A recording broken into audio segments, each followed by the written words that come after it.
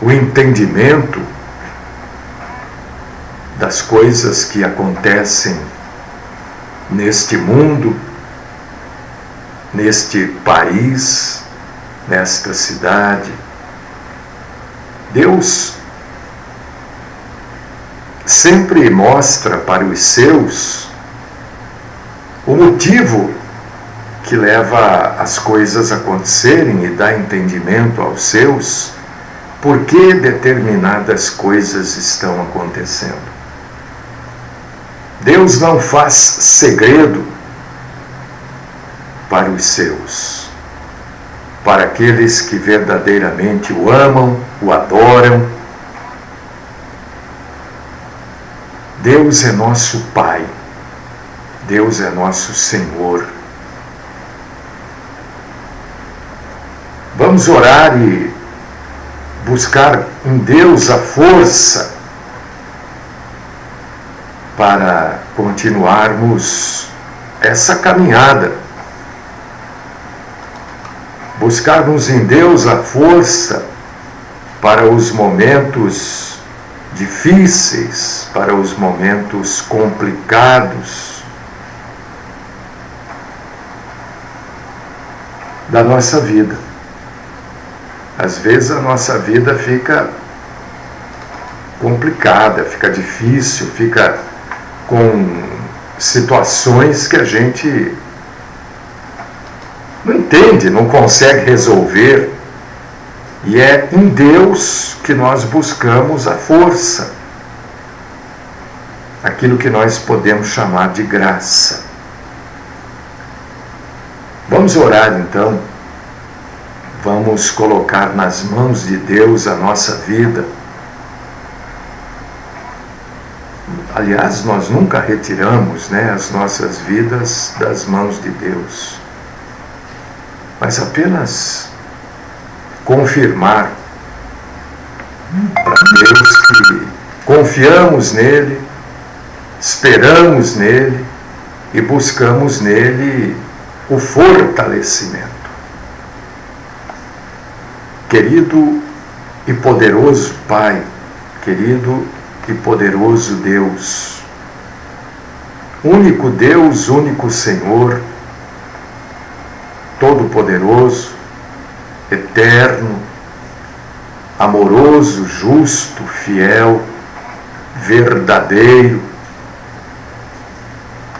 aquele de quem não precisamos fugir, nos esconder, até porque não conseguimos, aquele em quem nós podemos verdadeiramente confiar,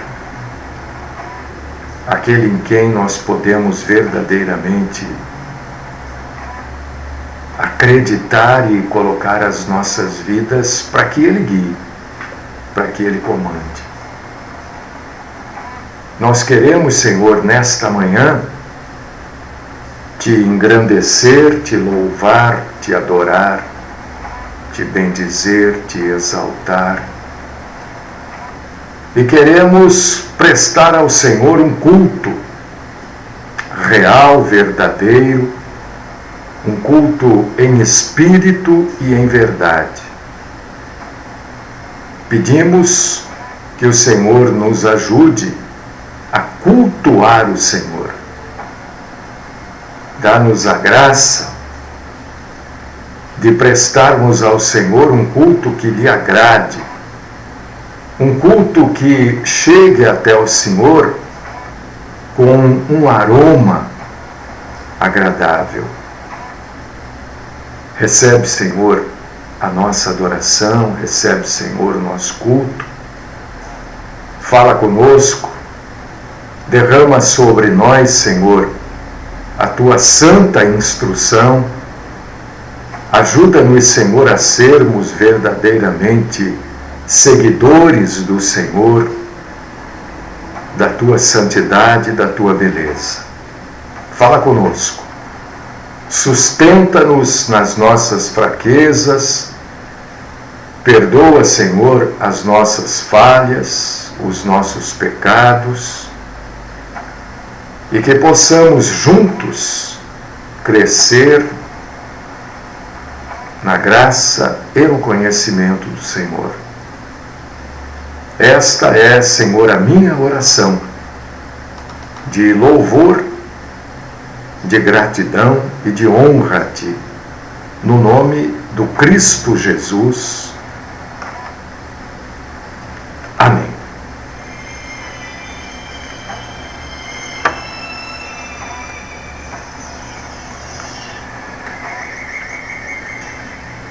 Eu não sei o que está acontecendo aí, mas o rádio estava transmitindo baixinho e agora parou de transmitir, né? O rádio não está transmitindo, mas eu estou transmitindo. Então deve ser algum problema lá na emissora de rádio. Deixar aqui um bom dia para os meus filhos que estão me ouvindo. Deixa eu botar o óculos aqui, meu Deus. É a Paula e o Fadão. Ambos fazendo parte da audiência da programação nesta manhã. Amanhã é sexta-feira. Novidade nenhuma, né? Sexta-feira. Mas amanhã nós temos aquela programação especial de perguntas e respostas. Então, você tem dúvida sobre o entendimento bíblico, né? Existe uma ciência para o entendimento da Bíblia, que chama-se homilética. E é uma maneira de você entender a Bíblia. Então, se você tem alguma dúvida bíblica, amanhã você pode mandar esta dúvida, indicar esta dúvida e nós estaremos aqui, se Deus assim nos permitir, se não acontecer nenhum fato novo, né? Porque os fatos novos fazem parte da vida, né? Ontem, por exemplo, eu não pude estar aqui. Então, irmã Nilva, eu não marquei a ceia até hoje, irmã, por causa exatamente desses fatos novos, irmã. Ontem, a minha mãe foi operada novamente e eu tive que estar no hospital, passei o dia todo no hospital ontem, entende? Então eu estou com receio de marcar a ceia, por exemplo, segunda-feira. Aí acontece alguma coisa, irmã Nilva, e eu não estou aqui para ministrar a ceia. Só por causa disso eu não marquei. Eu só fiquei sabendo da operação da minha mãe, que aconteceu ontem, na terça-feira à tarde. Olha só, a tarde que eu digo para vocês é início da noite. Então, por causa disso que eu não marquei a ceia ainda. Estou esperando as coisas se definirem, né? Já é a segunda cirurgia que ela faz. Só por causa disso, viu? Tenha um pouquinho de paciência, irmã. Eu sei que eu estou em falta com essa questão da ceia, mas como é que eu vou marcar? Vou marcar para segunda-feira. Acontece alguma coisa, algum evento novo aí no final da semana, e na segunda-feira eu não estou aqui. Pronto. Né? Aí já é motivo para algumas pessoas, como fez um irmão outro dia, dizer que eu sou folgado. Né? O irmão falou: pastor, o senhor é muito folgado.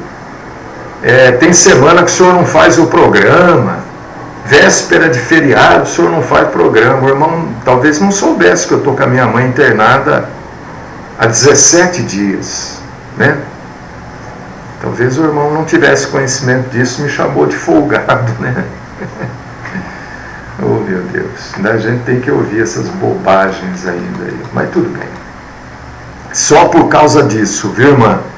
Mas assim que as coisas... Eu não sei, irmã Lena, como é que ele está. Eu saí de lá no início da noite ontem e ela iria ser enviada para a UTI. Eu vou agora terminando a programação, eu vou para lá para saber, eu não sei. Porque a UTI tem determinados horários lá que a gente pode entrar, e já tinha passado do horário de acesso à UTI, né? Então eu só posso ter acesso a ela agora de manhã, do meio-dia a 1.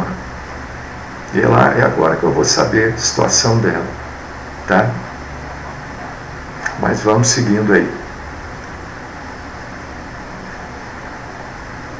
Vamos seguindo. Então amanhã, se você tiver alguma dúvida bíblica e não houver nenhum fato novo, eu estarei aqui para realizar a programação das 10 às 11. Tá bom? Se eu não estiver aqui, é porque algum fato novo ocorreu. Não é por preguiça, não, viu? De fazer a programação, não é porque eu sou folgado, não é porque eu vivo viajando, não, como sugeriu o irmão. É porque a vida da gente acontece imprevistos, né? A gente não controla a vida. A própria Bíblia diz, né? Que a gente faz planos, mas a realização deles fica por conta de Deus. Tá bom? Amanhã, programação de perguntas e respostas sobre a Bíblia e sobre a vida cristã. Amanhã, das 10 às 11, você pode mandar a sua pergunta. Deixe para mandar a pergunta amanhã. Sabe por quê? Eu abro hoje e eu só consigo marcar 3 WhatsApps. Então, se eu recebo mais de 3 perguntas hoje, amanhã corre o risco de eu esquecer de responder. Então, deixa para mandar amanhã. Amanhã cedo começa a mandar, tudo bem. Tá? O rádio está vindo e voltando, acho que é problema no rádio mesmo, viu? Na emissora lá. Pode ser problema na internet lá, mas está aí, tudo bem. Romanos capítulo 2, versículo 6. Se você está querendo ouvir bobagem, falsa promessa, né? Não vou fazer você perder seu tempo, não. Vai ouvir outra coisa. Você está querendo ouvir, olha, Deus vai curar todo mundo, né? Não vai. Não vai. Deus vai resolver todos os problemas da sua casa. Sua casa vai ser um pedacinho do céu. Mentira. A casa da gente é o lugar que a gente vive. É o lugar que vive 1, 2. Se viver você sozinho, você vai ter problema com você mesmo. Agora, se na sua casa vive 2, 3, quanto mais pessoas, maior a probabilidade de confusão. Claro, cada pessoa pensa de um jeito, cada pessoa tem um caráter, uma personalidade, e é assim que funcionam as coisas. Cada um é de um jeito. Ou todo mundo é igual? Né? Outro dia eu estava falando com uma pessoa, a pessoa falou, eu gosto de fazer esse caminho. Eu falei, eu prefiro esse outro. Aí ele falou assim, então, cada um é de um jeito. Eu falei, e se todo mundo gostasse do mesmo caminho, existiria um caminho só. Não é? Caminho para se ir a algum lugar. Não estou falando caminho de salvação, não é isso. Caminho para se chegar a um determinado lugar, geograficamente falando. Então eu prefiro um caminho, a outra pessoa prefere o outro. Tem lugares que eu não gosto de passar, por causa disso que existem vários caminhos, né? Por causa disso que cada pessoa é de um jeito, de uma maneira. E na mesma casa, não, é o diabo. Que diabo? Para de ficar tudo é diabo, é diabo, é diabo, é diabo. Parece que não existe Deus. Parece que o diabo é que manda na coisa. Né? 3, 4 pessoas que convivem numa casa, a hora que essas 3, 4 pessoas se encontram, Cada um tem uma maneira de ser, de pensar, de falar. E aí dá confusão mesmo. A graça da vida, se é que se pode usar esse termo, né, é fazer dessas confusões uma coisa pequena. O problema é quando a gente faz, e na maioria das vezes nós fazemos isso, nós fazemos dessas confusões a maior coisa do mundo. Tá? Romanos capítulo 2, versículo 6. Se você tem a Bíblia, abra, leia comigo. Se você não puder ler, ouça. Eu vou ler. A Bíblia diz que a fé vem de ouvir. Ouvir o quê? Ouvir a palavra de Deus, claro. A fé não vem de testemunho da irmã, né? Esses testemunhos tudo furado aí. Ah, meu Deus. Eu vou dizer uma coisa para você. Se eu, pelo menos, fosse colocar testemunho, eu colocaria um testemunho racional, né? Porque a gente ouve cada testemunho que dá vontade de rir. Romanos capítulo 2, versículo 6. Diz assim a palavra de Deus.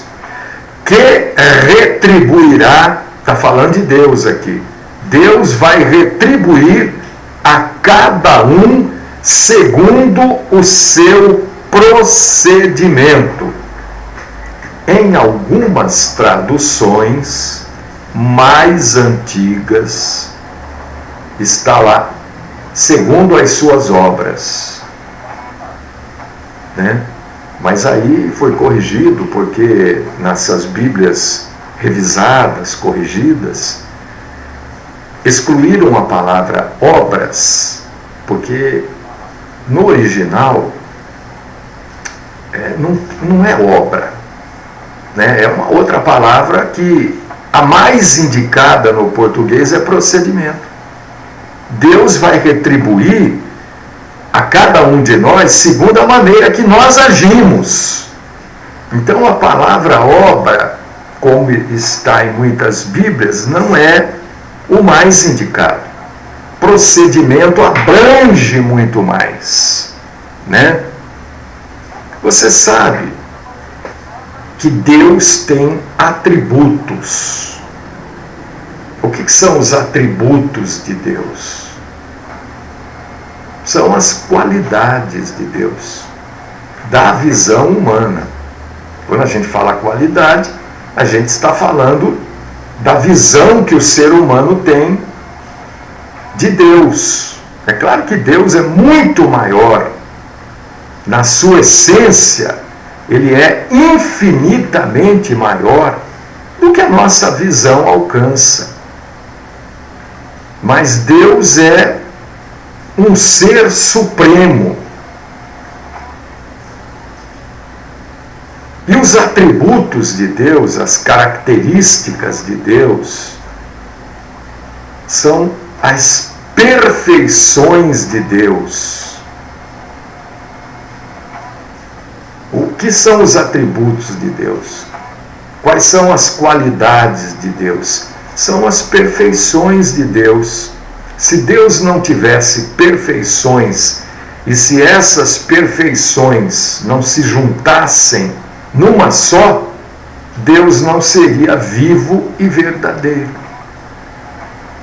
Por que a gente fala que Deus é vivo? Porque Cristo ressuscitou. E por que Ele é verdadeiro? Porque Ele é perfeito. Só Deus é verdadeiro. Homem nenhum é verdadeiro. Só Deus. E somente o Deus da Bíblia. Porque existem muitos deuses, né? Os hindus têm mais de 5.000 deuses. Os hinduanos, os hindus, né? E também existe uma religião, que é o hinduísmo. Eles adoram tudo. Você sabe que a Índia é o país que menos come carne no mundo, né? De todos os países do mundo, o país que menos come carne é a Índia. Por quê? Porque a vaca é sagrada lá. Sagrada. Eles não comem carne. Existe o templo dos ratos, templo dos macacos. Para eles isso é Deus. Mas obviamente isso não é Deus. Deus é o Deus da Bíblia.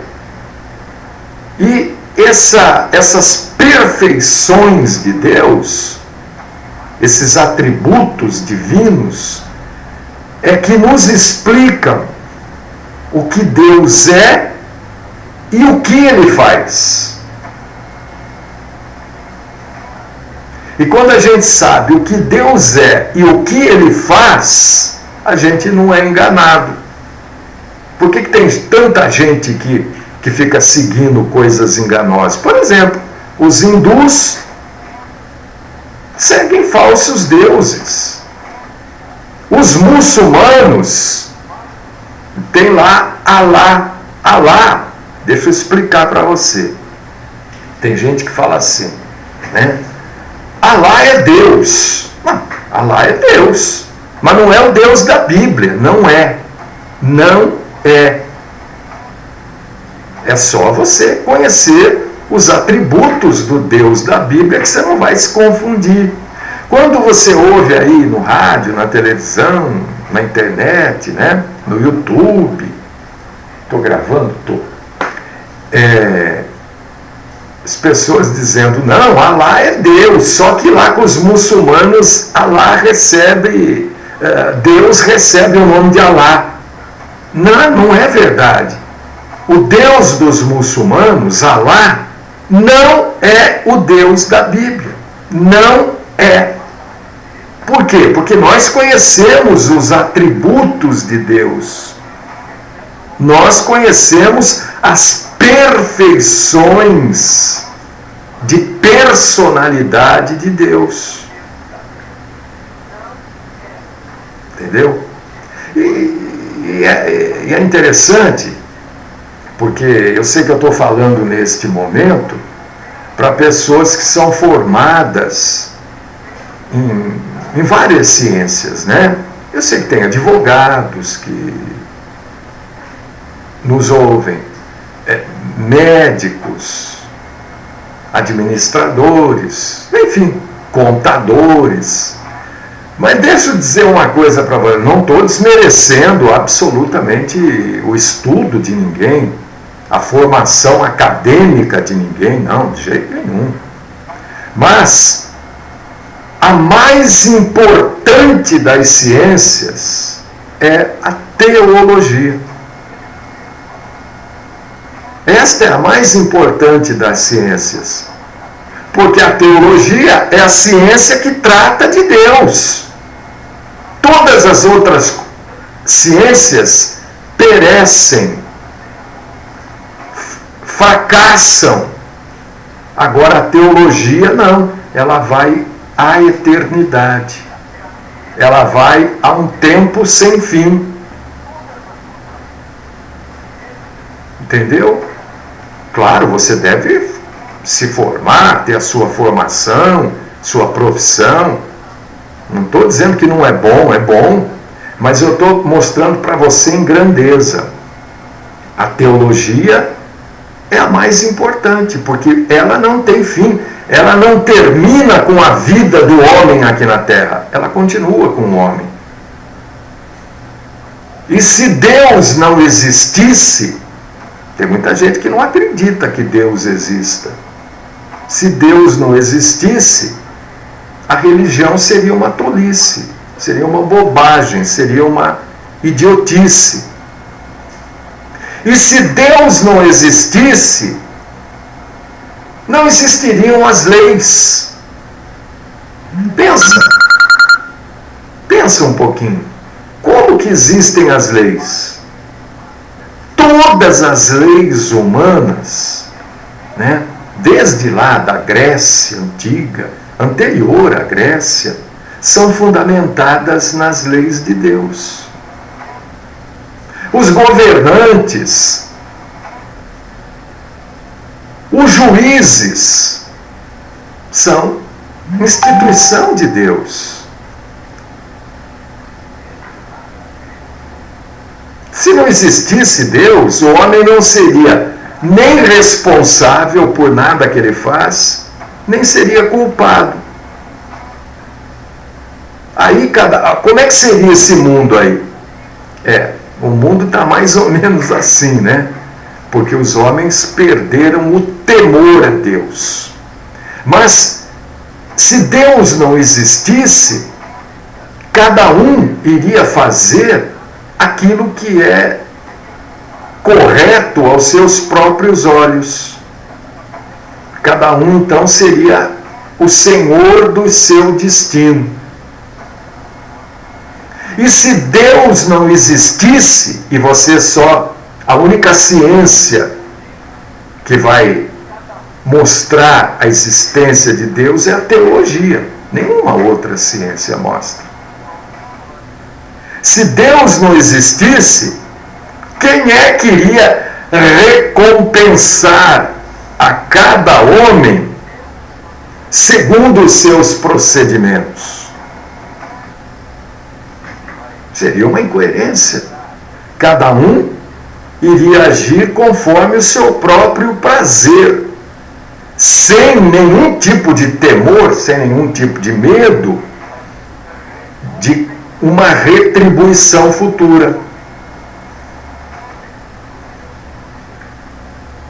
Então, a prova de que Deus existe, uma das provas, né, é que você, buscando esse Deus, você vai entender que todas as leis, né, todas as regras, todos os governantes e juízes foram instituídos por Deus, reis, etc. Isso é uma instituição divina, né?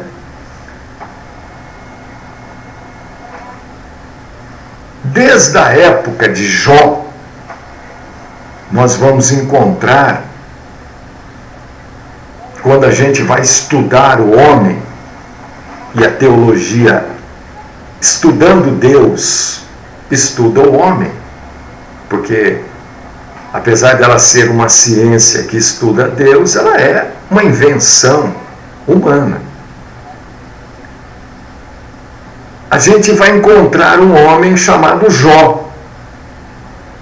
E a gente vai ver que este homem, nos registros históricos e bíblicos, este homem lá em Jó, no seu livro, né, capítulo 22, versículo 21, vai estar escrito assim: apega-te, pois, a ele, e tem paz, e assim te sobrevirá o bem. Jó 22, 1. Mas não foi só Jó que escreveu sobre Deus. Outros homens históricos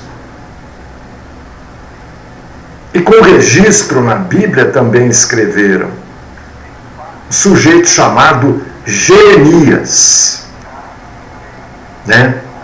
Jeremias conseguiu entender que o conhecimento espiritual era o conhecimento que levava ao Deus que salva. E que este conhecimento espiritual era a maior necessidade dos homens, desde aquela época, já anterior a Cristo. E aí ele escreve assim, Jeremias capítulo 9, versículo 23. Assim diz o Senhor: não se glorie o sábio na sua sabedoria, nem se glorie o forte na sua força. Não se glorie o rico nas suas riquezas, mas o que se gloriar, glorie-se nisto, em me entender e me conhecer, que eu sou o Senhor que faço beneficência, faço juízo e justiça na terra, porque destas coisas me agrado, diz o Senhor. Jeremias 9, 23, 24. Então, quando eu digo aqui que a mais importante das ciências é a teologia, eu não estou desmerecendo as outras ciências. Eu estou dizendo que esta é a mais importante. Jesus disse assim: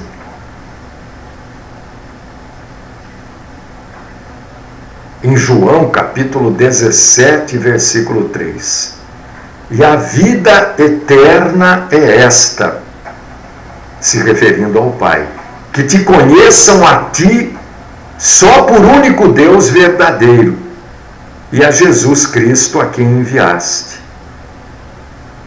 São palavras de Jesus. O homem precisa conhecer a Deus.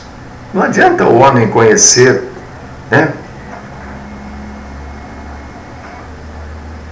um foguete que leva o homem para Marte. Não adianta nada. Agora estão dizendo que vão começar as viagens interplanetárias, as viagens mesmo. As pessoas vão poder viajar. Não só os astronautas, mas as pessoas. Mas não adianta nada isso.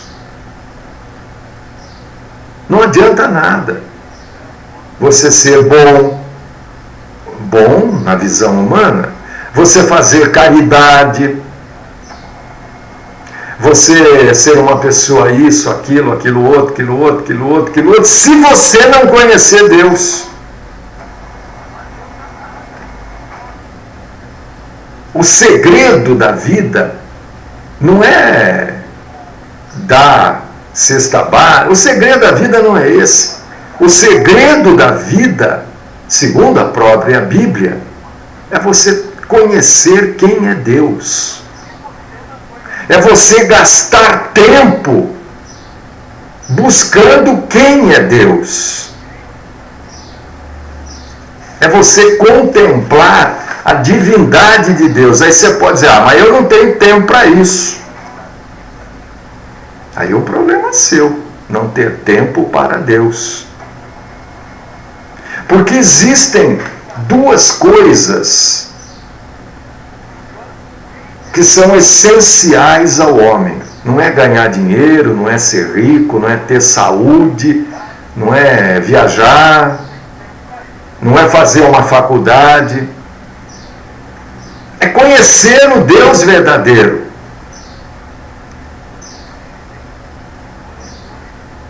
E a segunda coisa que é essencial, a primeira é conhecer Deus, e a segunda é ter uma relação com esse Deus. Porque sem conhecer não tem relação com Deus.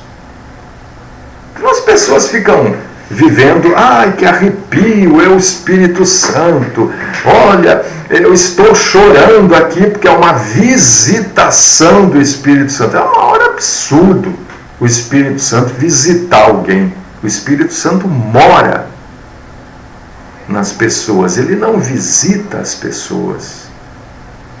Então, conhecer a Deus e ter um relacionamento com este Deus. E somente a pessoa que é salva é que compreende isso. Eu não estou acusando ninguém, nem estou dizendo que você não é salvo. Eu estou dizendo aquilo que a Bíblia, no seu bojo, diz. Só a pessoa que é salva é que entende que o Espírito Santo não desce tal dia, tal horário, em tal igreja. Só a pessoa que é salva sabe da importância fundamental de conhecer Deus e ter um relacionamento com este Deus. Por que a gente afirma isso? Porque ter conhecimento de Deus e ter um relacionamento com Deus faz parte da obra do Espírito Santo. Então só o sujeito que é salvo é que tem o Espírito Santo. E só o sujeito, quando eu digo sujeito, homem ou mulher, que tem o Espírito Santo, é que conhece Deus e quer um relacionamento com Deus. Uma coisa leva a outra. Então você vê que, além da revelação de Deus para a pessoa, há também a revelação da palavra de Deus, iluminando, ou iluminado, o homem é iluminado pelo Espírito Santo, para ter este entendimento. Porque aonde eu recebo às vezes perguntas assim, como é que foi a vida de Jesus na infância? Eu respondo, nós sabemos aquilo que está na Bíblia. É verdade que Jesus andou pela Índia até os 30 anos de idade? Eu não sei, a Bíblia não fala. Porque aonde a Bíblia não chegou, eu não posso ir. Porque aí eu saio dos caminhos de Deus. O próprio Jó, que eu falava aqui atrás, em Jó 11:17, ele diz: porventura os caminhos de Deus, ou chegarás à perfeição do Todo-Poderoso? Eu posso ir além.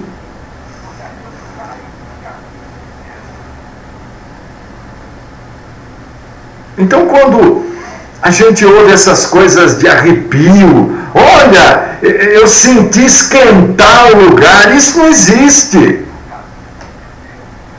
Essas coisas não fazem parte de quem conhece Deus. Respira fundo. Quando Jesus mandou alguém respirar fundo? Ora, isso não faz parte da Bíblia, isso faz parte de um conhecimento humano, ou de um pseudo-conhecimento humano, de alguém que diz que conhece. Por causa disso, meu irmão, minha irmã, que é importante você ler a Bíblia, para você conhecer esse Deus, para você saber a quem você está seguindo. Senão você começa a seguir, né? Esses falsos, mas quanta gente no mundo segue falso mestre? Quantas e quantas pessoas? E cai no caminho do erro.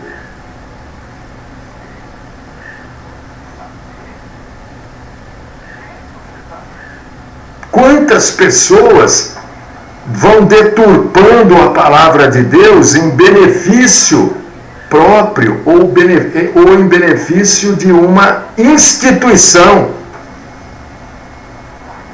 Agora, o sujeito que conhece as perfeições pessoais de Deus tem uma visão correta de Deus, não é enganado.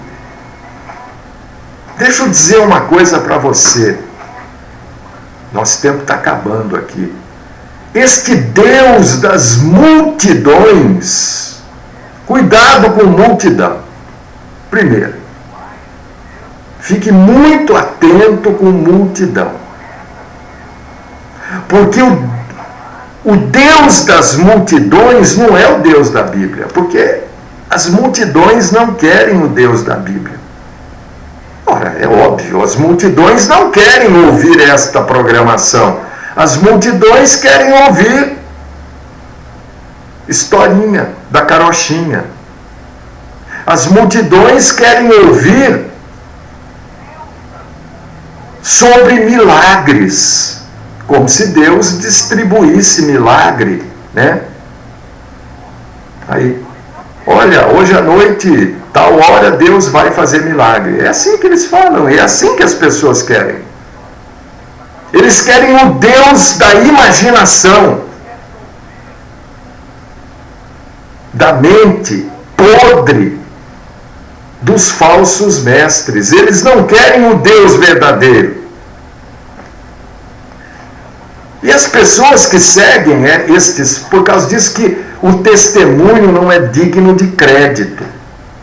Porque o testemunho, na grande maioria das vezes, é dado por pessoas que seguem um Deus imaginário, não o Deus bíblico. Porque aquele que tem uma contemplação do Deus verdadeiro vai descobrir os atributos pessoais e vai ter humildade e reverência perante Deus, perante a justiça e perante a ira de Deus, perante a santidade e perante o poder de Deus. Tem pessoas que têm uma ideia desproporcional de Deus, desproporcional do amor de Deus. E esta ideia desproporcional, infelizmente, ela é desproporcional para a negligência. Para a negligência com relação à ira. Por causa disso que nós vemos tão pouca reverência a Deus hoje. Por causa disso que eu acabei de falar, que o Deus das multidões não é o Deus da Bíblia. A nossa fé, a fé do verdadeiro crente, do verdadeiro cristão, do verdadeiro salvo, é uma fé que encontra-se em Deus e esta fé está revelada na Bíblia Sagrada. Não é a fé induzida por um espertalhão.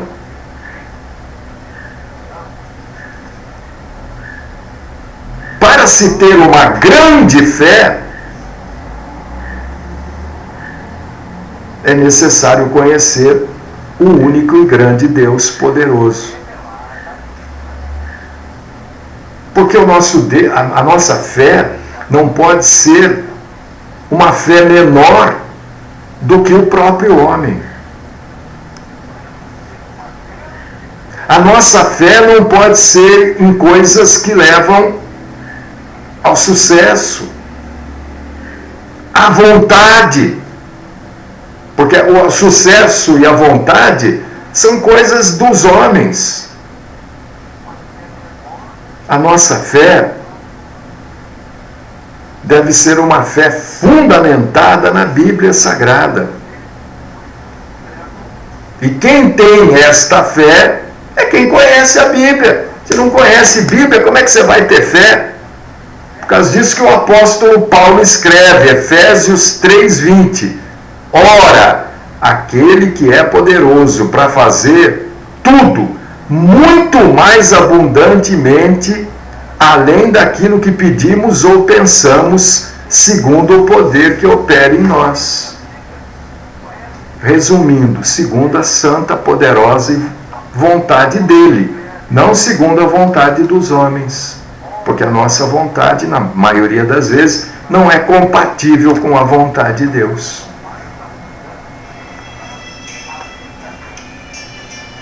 E por isso que as nossas orações devem ser para nós conhecermos a vontade de Deus. E é isso que nós pedimos ao Senhor, Deus e Pai Todo-Poderoso. Ajuda-nos a conhecermos a sua vontade. Livra-nos, Senhor, de toda forma do mal, principalmente da mentira. Oh, Senhor, como a mentira cresce mais que erva daninha. Parece que quanto mais mentiroso, hipócrita, mercenário e charlatão, mais seguidor o sujeito consegue. Ajuda-nos a conhecermos a tua santa vontade. Fica conosco. Sustenta-nos e livra-nos de toda forma do mal. Esta é minha oração. No nome do Cristo Jesus. Amém.